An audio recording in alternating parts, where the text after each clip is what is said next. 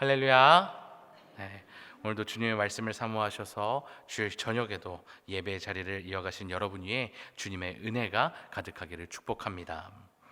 오늘은 고난주간의 시간을 알리는 종료 주일인데요. 사순절이 되면 우리는 늘 회개에 대한 말씀을 묵상하면서 다시금 우리의 삶을 점검하고 삶의 방향을 다시 주님께로 돌이키고자 합니다. 이때 참 많이 묵상하게 되는 말씀 중 하나가 바로 탕자의 비유입니다. 이 탕자의 비유 이야기의 핵심은요, 이 탕자가 돌아왔다라는 것도 있지만 그것보다도 한결같은 사랑으로 이 탕자를 기다려왔던 아버지, 여전히 우리를 사랑하시는 하나님에 대한 이야기입니다. 자, 그런데 이 이야기에 숨겨진 핵심 중 하나는요, 둘째 아들인 탕자뿐만 아니라 첫째 아들 또한 아버지를 떠났었다라고 하는 점이죠. 물론 몸은 아버지 옆에 있었지만 마음이 아버지를 떠난 것이었습니다. 여기서 우리는 신앙생활이 아니라 교회 생활을 하고 있는 우리의 민낯을 돌아보게 됩니다. 우리가 이렇게 첫째 아들과 같이 주님 곁에 있는 척하며 사는 이유는 무엇일까요? 전 여기엔 여러 가지가 이유가 있다라고 생각하지만 그중 가장 큰 것 중 하나는 바로 세상의 가스라이팅 때문이라고 생각합니다. 가스라이팅, 이 용어는요, 미국 정신분석 심리치료사인 로빈 스턴 박사가 1944년에 만들어진 영화 가스라이트의 제목을 인용해서 만든 심리학 용어입니다. 이해를 돕기 위해서 잠시 이 영화의 줄거리를 소개해 드릴 텐데요. 세계적인 성악가였던 이모가 살해당한 후에 이 조카였던 폴라는 이모의 유산을 이제 상속받아서 남편 그레고리와 함께 런던의 옛집으로 돌아오게 됩니다. 그런데 이 남편 그레고리는요, 사실 자신의 이모를 살해한 진범이자 숨겨진 보석을 노리는 범죄자였던 거죠. 그는 밤마다 몰래 다락방에 올라가서 보석을 찾기 위해 불을 켜게 되었는데요. 이것 때문에 아래층 폴라의 방에 있는 가스등 불빛이 희미해지고 위층에서 발소리가 들리게 되더라는 거죠. 밤마다 이런 현상이 일어나니까 얼마나 이상합니까?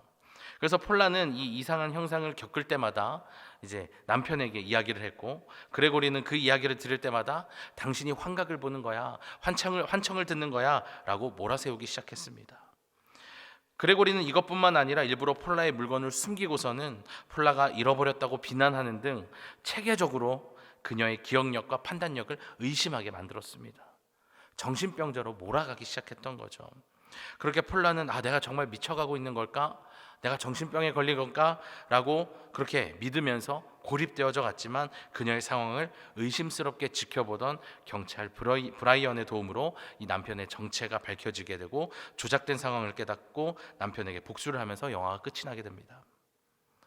이렇게 가스라이팅이라고 하는 것은 타인의 심리나 상황을 교묘하게 조작해서 스스로를 의심하게 만들고 현실감과 판단력을 잃게 만듭니다. 타인에 대한 지배력을 강화시키면서 스스로를 파멸에 빠뜨리게 합니다. 자, 그런데 하나의 인격체를 철저히 통제하고 이렇게 망가뜨리는 이 가스라이팅이 어떤 특정한 시간과 상황, 그리고 한 개인이 아니라 아주 오랜 시간 동안 온 인류를 향해 이루어지고 있었다라고 한다면 어떻겠습니까? 사탄은요, 오랜 세월 세상을 이용해서 우리 인간에게, 여기 모인 우리들에게 끊임없이 가스라이팅을 하면서 진리가 하나님이 아닌 세상에 있다라고 주입시켜 왔습니다. 특히 그리스도인들에게는요, 주님이 가신 길을 용기 내어 뒤따르지 못하게 해왔습니다. 여러분들이 생각하는 진리는 무엇입니까? 그동안 사순절 기간 동안 그리스도인으로서 진리를 향해 걸어가야 했던 그 십자가의 길을 온전히 걷고 계십니까? 혹시 그 길을 온전히 못 걸어가고 계시지는 않습니까? 오늘은 예수님의 이 성전 정화 사건의 이야기와 함께 우리로 하여금 주님의 길을 가지 못하게 하는 구체적인 원인을 살펴보면서 오늘부터 시작되는 이 고난주간을 우리가 어떻게 보내야 하는지 함께 나누고자 합니다. 오늘 우리와 함께 하시며 은혜 베풀어 주시는 그 주님을 신뢰함으로 그동안 걷기를 주저했던 그 주님의 길을 따라가기로 결단하고 또 다가오는 부활의 기쁨을 온전히 누리는 우리 모두가 되기를 소망합니다. 오늘 함께 읽은 말씀에서 알 수 있는 것처럼 예수님께서는 화가 나셨습니다. 그리고 말씀하시죠. 이 성전을 헐어버리라. 이날 성전에서 무슨 일이 있었기에 갑자기 예수님께서는 성전을 헐어버리라고 하신 걸까요? 요한복음 2장 14절에 등장하는 말씀처럼 성전 안에서 소와 양과 비둘기 파는 사람들, 또 돈 바꾸는 사람들이 줄지어 앉아 있었기 때문이었을까요? 분명 예수님께서는 그들의 모습을 보시고 노끈으로 채찍을 만드셨고 그것으로 그들을 내쫓으셨습니다. 그러나 예수님이 그렇게 하셨던 것은 그들이 희생 제물을 팔고 돈을 바꾸어 주었기 때문만은 아니었다는 거죠. 당시 예루살렘 성전은 우리가 지금 자리하고 있는, 우리가 모여 있는 이 교회와는 조금 다른 모습을 가지고 있었습니다. 예배를 드린다라고 하는 그 역할 자체는 크게 차이가 없지만 그것에 모이는 이들이 가진 인식에는 너무나 큰 차이가 있었다는 건데요. 신학자 톰 라이트의 표현을 빌리면 성전이라고 하는 곳은 유대교의 고동치는 심장과 같은 곳이었다는 겁니다. 오늘날의 교회와 달리 예배만이 아니라 음악, 정치와 사회, 유대민족의 중심지가 바로 성전이었습니다. 이곳에서 모든 일들이 일어났어요. 또 성전은 이스라엘의 하나님 여호와께서 자기 백성 가운데 살기로 약속하신 곳이었기 때문에 이스라엘이라고 하는 이 민족에게 있어서 예루살렘 성전은 민족의 구심점이자 생활의 구심점이 되었습니다. 그런데 그런 큰 의미가 있는 곳에서 문제가 생겨버렸어요. 당시 유대인들은 민족의 대명절인 유월절이 되면 아주 먼 곳에 산다고 할지라도 자신들의 죄를 씻기 위해서 예루살렘 성전에 왔습니다. 찾아와서 희생제를 드리게 되죠. 먼 곳에서부터 희생 제물을 가지고 오는 것이 쉽지 않았습니다. 그래서 성전에서는요, 이 필요한 제물로 바칠 짐승을 살 수 있도록 일종의 서비스를 제공했습니다.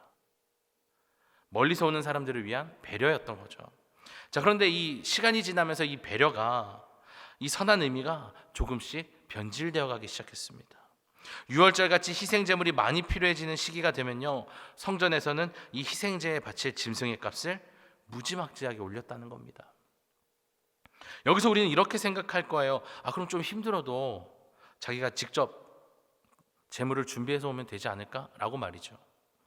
그런데 놀랍게도요, 자신이 가져온 짐승을 제물로 드리려고 이 제물로서의 적합함을 확인하는 그 검열의 자리에서 제사장들이 승인을 해주지 않는다는 겁니다.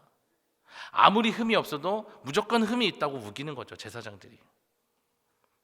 제사장들은 오직 성전 근처에서 산 짐승만 검열해서 통과시켜 주었습니다. 이러다 보니까 사람들을 울며 겨자 먹기로 비싼 값을 지불하면서 이 희생 제물을 위한 짐승을 사야만 했습니다. 이렇게 불법 독점으로 이윤을 챙긴 상인들은 자신들에게 이 이권을 제공해 준 제사장들에게 또 그 대가를 지불했던 것이죠. 상인과 제사장을 비롯한 이스라엘 지도층 모두가 하나님의 집에서 하나님이 아닌 자신들의 탐욕을 위한 종교 사업을 벌이고 있었던 겁니다. 앞서 톰 라이트의 말을 빌려 이야기했던 것처럼 유대인들의 고동치는 심장이었던 이 성전이 더 이상 제대로 뛰지 못하고 있었던 것입니다. 멈춰버렸어요. 이런 현실을 직접 보신 예수님은 더 이상 참으실 수가 없었던 겁니다. 그래서 예수님께서 그들을 향해 외치십니다. 마가복음 11장 17절 말씀을 읽어드리겠습니다. 기록된 바 내 집은 만민이 기도하는 집이라 칭함을 받으리라고 하지 아니하였느냐. 너희는 강도의 소굴을 만들었도다 하시매. 항상 인자하게 사람들 대하시던 예수님께서 큰 외침과 함께 노끈으로 만든 채찍을 휘두르시면서 강도들을 내쫓듯 그들을 내쫓으십니다. 그리고 이 모습을 본 제자들이 한 성경의 말씀을 떠올리는데요, 요한복음 2장 17절 말씀을 또 제가 읽어드릴게요. 주의 집을 위하는 열성이 나를 삼키리라 한 것을 기억하더라. 제자들이 떠올린 이 말씀은 무슨 말씀이냐면요, 시편 69편 9절에 기록된 말씀입니다. 여기서 오늘 말씀과 또 시편에 기록되어 있는 나를 삼키다라고 하는 말은 무슨 말이냐면요, 히브리어 아칼이라는 말인데요, 먹어치우다, 삼키다라는 뜻을 가지고 있습니다. 근데 이것은 그냥 내가 음식을 먹는, 내가 먹는 것을 뜻하는 삼키다라는 것이 아니라 큰 화재나 태풍과 같은 재난이 발생해서 수많은 집을 파괴시키고 사람들을 휩쓸어가고 물건들을 휩쓸어가는, 사라지게 할 때 쓰는, 삼켜버렸다라고 할 때 쓰는 단어가 아칼이었다는 겁니다. 그래서 나를 삼킨다라고 하는 것은 무슨 얘기냐면 내 존재 자체가 파괴되었다는 것을 이야기하는 겁니다. 그래서 세번역 성경에서는 그런 의미를 담아서 본문을 어떻게 기록했냐면, 주님의 집에 쏟아부은 내 열정이 내 안에서 불처럼 타고 있습니다라고 기록했습니다. 즉 주님을 온전히 따르지 못하도록 우리 스스로의 믿음을 파괴시키는 이 가스라이팅이 당시 성전에서 희생제물을 팔던 상인과 희생제물의 적합함을 검사하던 이 제사장들, 그리고 이 모든 것을 용인했던 지역 정치인들 모두에게 있었다는 거예요. 이렇게 성전의 가장 큰 수입원이었던 희생제물 판매를 예수님께서 이제 문제점으로 지적하기 시작하니까 유대인들이 예수님께 이야기를 합니다. 18절 말씀을 현대인의 성경으로 제가 또 읽어드리겠습니다. 당신은 무슨 권리로 이런 일을 하시오? 그만한 권리를 가졌다면 이것을 입증할 만한 기적을 우리에게 보여주시오. 여기서 우리는 사탄이 세상을 이용해서 우리를 가스라이팅하는 첫 번째 영역을 보게 됩니다. 바로 보이는 것이 전부다라고 하는 겁니다. 세상은 우리에게 말합니다. 눈에 보이는 걸 믿어. 너의 손에 잡히는 것이 전부고 그게 내 것이 될 거야. 세상은 우리에게 유물론적 사상을 강요하면서 눈에 보이지 않는 것을 따르는 것을 이상한 것으로 여기게 합니다. 그렇게 우리가 그리스도인으로서 지인들에게 종종 듣는 말이 있죠.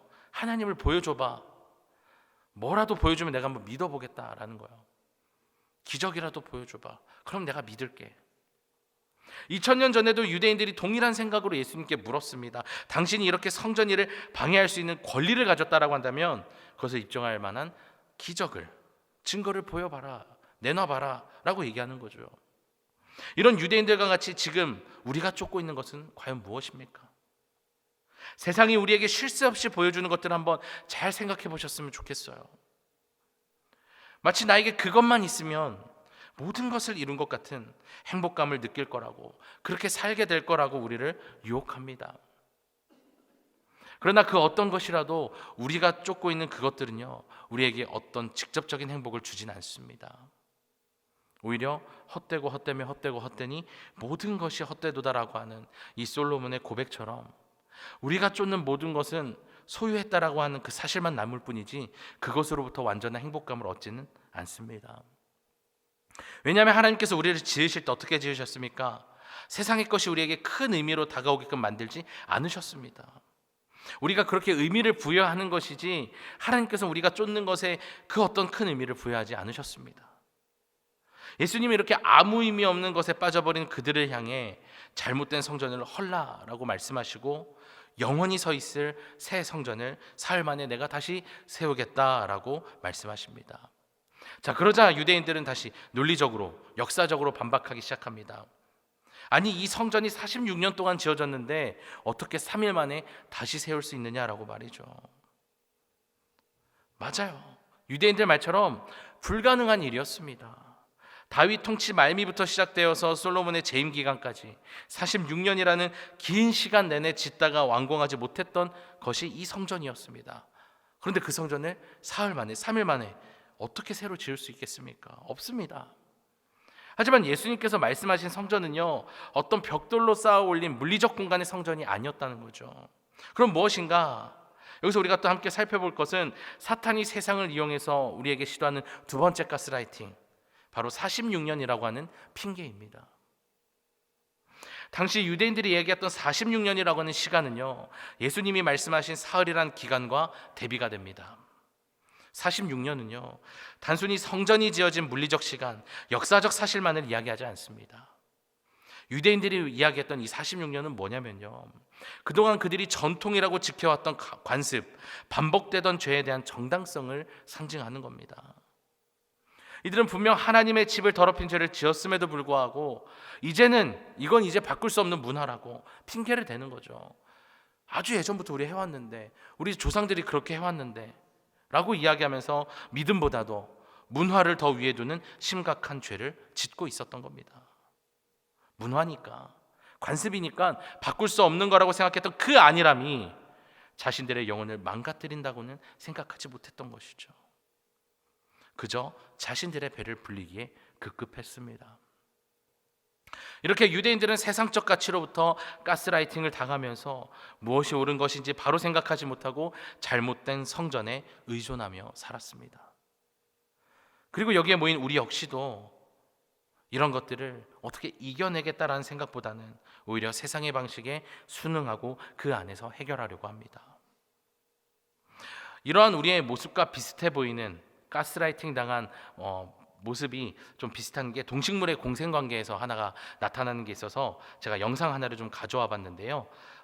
짧은 영상인데 잠시 틀어주시면 감사하겠습니다. 소의 뿔처럼 큰 가시가 달린 아카시아엔 개미가 살고 있습니다.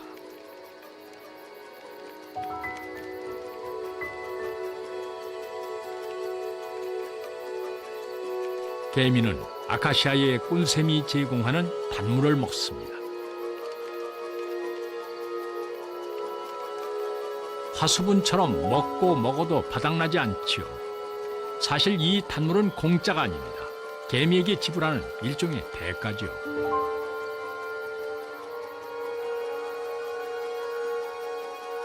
잎사귀 끝에선 갈색의 점액이 분비됩니다. 여기엔 단백질을 비롯한 영양분이 풍부합니다.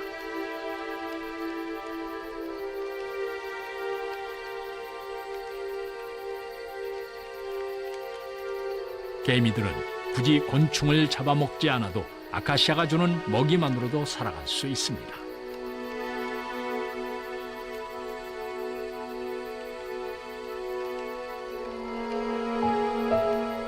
아카시아는 먹이뿐만 아니라 살 집까지 제공합니다. 네, 여기까지입니다. 지금 보신 영상은요, 쇠뿔 아카시아라는 식물과 수도모맥스 개미라고 하는 이 아카시아 나무와 개미의 공생관계를 보여주는 영상인데요. 놀라운 것은요, 지금 본 영상이 마치 아름다운 공생처럼 보이기도 하지만 사실 이 공생이 이루어지는 데에는 무시한 과정이 있다는 겁니다. 이 수도모맥스 개미가요, 진딧물이나 다른 곤충들을 없애주면서 이제 이렇게 관계가 이루어지는데, 다른 곤충들을 없애주었다고 해서 바로 아카시아가 마음을 열고 공생관계를 시작하진 않습니다. 그렇게 개미가 진딧물이랑 곤충들을 쫓아내주면요, 이 아카시아는요, 아까 제공해주던 그 수액을 닫아버립니다. 무슨 얘기냐면요, 네가 할 일은 끝났으니까 가라는 거예요. 그렇게 되면 더 놀라운 건요, 아카시아가 이렇게 했을 때 개미가 그냥 포기하고 돌아가지 않는다는 겁니다. 다시 진딧물이 올 때까지 기다려요, 개미는. 그때부터 진딧물을 쫓아내지 않습니다, 개미는. 이때부터 진딧물이 개미들을 사육하면서 아카시아를 뜯어먹도록 내버려 둡니다. 언제까지요? 아카시아가 수액을 내놓을 때까지요. 그렇게 아카시아는 개미에게 자신의 몸까지도 집으로 내어줄 수밖에 없게 된다는 겁니다. 굉장히 무시무시하죠. 제가 이 말씀을 왜 드리냐면요, 우리는 이렇게 개미에게 길들여지는 아카시아처럼 세상에 길들여지고 있다는 겁니다. 그리고 오히려 개미가 없이는 살 수 없다라고 인정하면서 수액을 내어주고 내 몸까지도 내어서 집으로 내어주는 것처럼 어느새 세상의 방식을 따르고 그 방식에 의존하게 된다는 겁니다. 이게 가스라이팅의 위험이라는 거예요. 아카시아와 이 개미의 관계가 정상적이라고 생각하십니까? 그리고 이와 같은 세상과 우리의 관계는 어떻습니까? 우리를 파괴하고 우리를 소멸시키는 관계는 절대 정상적인 것이 아니라고 하는 거죠. 우리는 이 관계를 끊어야만 합니다. 어떻게 해요? 이 힌트를 우리는 고린도전서 3장 16절과 17절 말씀에서 얻을 수가 있는데요, 우리 함께 이 두 절의 말씀을 함께 읽어보도록 하겠습니다. 시작. 너희는 너희가 하나님의 성전인 것과 하나님의 성령이 너희 안에 계시는 것을 알지 못하느냐. 누구든지 하나님의 성전을 더럽히면 하나님이 그 사람을 멸하시리라. 하나님의 성전은 거룩하니 너희도 그러하니라. 아멘. 오늘 말씀과 함께 보게 되는 이 말씀은요, 예수님이 허물라고 하신 그 성전에 대해 그 성전이 너희다라고 말씀하시는 것과 같습니다. 우리가 함께 깨달아야 될 것이 있는데요, 그것은 우리로 하여금 주님의 길을 가지 못하게 하는, 우리의 의지와 우리의 힘을 빼앗는 세상의 가스라이팅으로부터 우리가 벗어나려면 거룩을 이루어야 된다는 것입니다. 우리가 거룩함을 장착해야 된다는 거예요. 다른 어떤 것이 아니라 거룩함을 통해서 잘못된 성전에서 빠져나와야 한다는 거예요. 그리고 그 잘못된 성전을 무너뜨려야 합니다. 근데 여기서 한 가지 질문이 생기죠. 그렇다면 우리는 어떻게 거룩함을 입을 수 있을까? 어떻게 거룩하게 살 수 있을까? 많은 그리스도인들이 교회를 다니며 거룩에 대해 듣고 거룩하게 살겠다라고 다짐하지만 거룩에 대해 오해하고 있는 모습들을 종종 보게 됩니다. 거룩을요, 개인적인 노력과 상관없이 오직 예수 그리스도를 믿는 믿음을 통해서만 이루어진다라고 생각하시는 분들이 있어요. 거룩은 노력 없이 이루어지지 않습니다. 반드시 노력이 필요합니다. J.C. 라일의 책 거룩에서는요, 거룩에 대해 다음과 같이 이야기를 합니다. 믿음이 우리를 의롭게 하는 것과 같은 방식으로 우리를 거룩하게도 할 것이라는 가르침은 성경 어디에서도 찾아볼 수 없다. 예수 그리스도의 보혈의 공로, 십자가의 공로를 믿는 그 믿음은 분명 우리를 의롭게 하지만 그것은 거룩과 다르다는 거예요. 말씀을 시작하며 언급했던 이 탕자의 비유와 더불어서 이야기하자면 예수 그리스도를 믿는 믿음은요, 우리를 자녀가 되게는 하지만 아버지를 기쁘게 하는 자녀는 믿음만으로 되는 것이 아니라고 하는 거예요. 아버지를 기쁘게 하는 자녀는요, 아버지 곁에만 머무는 것이 아니라 아버지가 무엇을 기뻐하실지를 아버지와 관계하며 깨닫고 이를 실천하는 사람인 줄 믿습니다. 야고보서 2장 17절 말씀입니다. 행함이 없으면 그 자체가 죽은 믿음이다 라고 하는 그 말씀처럼 거룩은 그냥 이루어지는 것이 아니라 우리의 노력이 반드시 필요합니다. 그리고 우리의 노력은 앞서 언급한 탕자의 비유처럼 우리 어떤 선행이나 선한 마음을 갖는 차원이 아니라 관계의 차원으로 우리가 이해해야 된다는 거예요. 왜냐하면 가스라이팅의 원인이 잘못된 관계로부터 시작되기 때문이거든요. 그래서 우리가 거룩을 온전히 이루기 위해 가장 수고해야 될 것은 바로 거룩하신 주님을 믿음과 동시에 깊은 관계를 맺어 나가는 겁니다. 그리고 이 관계가 또 중요한 이유는 예수님께서 사람들을 노끈으로 만든 채찍으로 내쫓으셨던 것처럼 우리는 이 주님과의 관계의 끈으로 우리의 성전에서 죄된 것을 내쫓을 수 있기 때문에 그렇습니다. 다만 이 끈이 계속 이어지기 위해서는 예수님께서 사흘 만에 다시 성전을 세우시겠다고 하셨던 것, 바로 십자가에 달리시고 사흘 만에 다시 부활하시는 사건, 구원의 완성을 믿어야 된다는 겁니다. 요한복음 11장 25절의 말씀을 또 제가 읽어드리겠습니다. 예수께서 이르시되 나는 부활이요 생명이니 나를 믿는 자는 죽어도 살겠고. 예수님께서 이 말씀을 통해서 무엇을 선포하십니까? 지금 너희가 그동안 지내왔던 성전, 그 잘못된 성전을 무너뜨린다고 해서 너희가 죽는 것이 아니야 라고 말씀하시는 거예요. 나를 믿으면 살 수 있다라고 말씀하십니다. 왜? 내가 부활이고 생명이니까. 그러니까 나의 길을 따라와라 라고 말씀하십니다. 그렇게 관계 맺음의 요청과 함께 당신이 가신 길을 뒤따를 것을 요청하고 계신 거예요. 사랑하는 여러분, 이 세상에는 우리로 하여금 이러지도 저러지도 못하게 하는 것들이 너무나도 많이 있습니다. 그리고 그것은 일생에 단 한 번이 아니라 우리 인생 내내 괴롭히는 것들일 겁니다. 그것이 내 삶에서 사라지면 내가 죽을 것 같다고 생각되는 것들 말이죠. 이것만은 내가 없으면 안 되는데, 이거는 내가 꼭 붙잡고 있어야 되는데, 그것들이 우리를 괴롭히는 것들입니다. 오늘 이 시간 들은 말씀을 기억하시면서 이 모든 것들을 끊어내고 결단할 수 있기를 소망합니다. 다른 어떤 것이 아니라 주님과 이어진 관계의 끈으로 살기를 원한다고 고백하며 결단할 수 있기를 소망합니다. 우리가 지금 보내고 있는 사순절이 바로 그런 기간이고요. 오늘부터 시작되는 고난주간은 주님이 받으신 그 고난을 생각하면서 그 고난에 동참함으로 그 모든 것들을 끊어내며 그 시간들을 함께 견뎌내는 시간입니다. 모두들 오늘 들은 말씀을 생각하시면서 한 주간 주님과의 관계를 바로 세우시고 그동안 잘못된 성전에서 벗어나 잘못된 성전을 무너뜨리고 주님께서 다시 세우시는 그 온전한 성전에 거하는 부활의 참 기쁨을 누리는 우리 춘천중앙교회 모든 성도님들과 각 가정이 되기를 주님의 이름으로 간절히 축원합니다.